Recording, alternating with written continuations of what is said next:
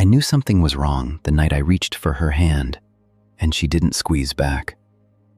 It wasn't dramatic, no shouting, no slammed doors, no tears, just silence. The kind of silence that feels heavier than any argument. Have you ever sat next to someone you love and felt an ocean between you? Like you could touch them, but emotionally, you were miles apart.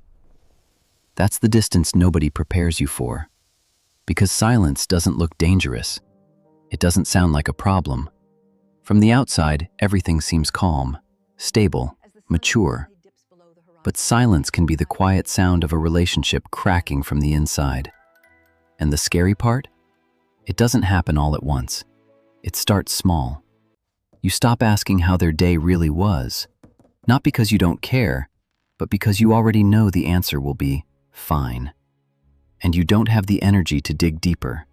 So you nod. They nod back. Routine replaces curiosity. Our texts used to be paragraphs, random thoughts, memes. I miss you messages in the middle of the day. Now it's okay, cool, got it. You tell yourself it's normal. Life is busy, work is stressful, kids are exhausting. But deep down, you know something has shifted. When "how are you" starts feeling like a task instead of concern, you're not sharing a life anymore. You're sharing logistics. You're coordinating schedules, paying bills, managing responsibilities. But your hearts? They're no longer in the same room. Every "I'm good" becomes another brick in a wall you didn't realize you were building. And one day, that wall feels too high to climb. The second sign is lonelier than you expect. You feel alone while they're sitting next to you. We would sit on the couch, maybe 2 feet apart. Same space, same air, different worlds. She'd scroll on her phone. I'd pretend to watch TV. Neither of us saying what we were thinking. You start feeling more relaxed when they leave the room. And that realization is terrifying, because their absence feels easier than their presence. Physical closeness doesn't guarantee emotional connection. You can share a bed and still feel miles apart. You turn your back at night, not out of anger, not consciously, just instinct.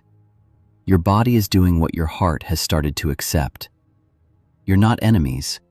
You're roommates with history. Then comes the most deceptive sign of all. The arguments disappear.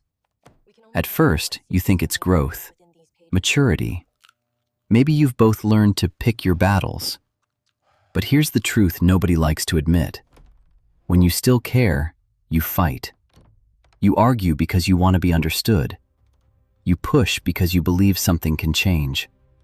When the fights stop, it's often not peace. It's surrender. You stop correcting them because you don't believe they'll listen. You stop explaining yourself because you're tired of repeating the same things. Anger means there's still fire. Apathy is cold ash. Don't confuse quiet with harmony. A graveyard is quiet too. And then there's the fourth sign. Subtle, almost innocent. You start looking for comfort elsewhere. Not necessarily an affair. Sometimes it's just a coworker who listens, a friend who responds with excitement, someone who asks follow-up questions. When something good happens and they're not the first person you want to tell, that's not random. That's your heart shifting. We all want to feel seen. If we feel invisible at home, we'll gravitate toward whoever makes us feel noticed again. You tell yourself it's harmless, just conversation, just support.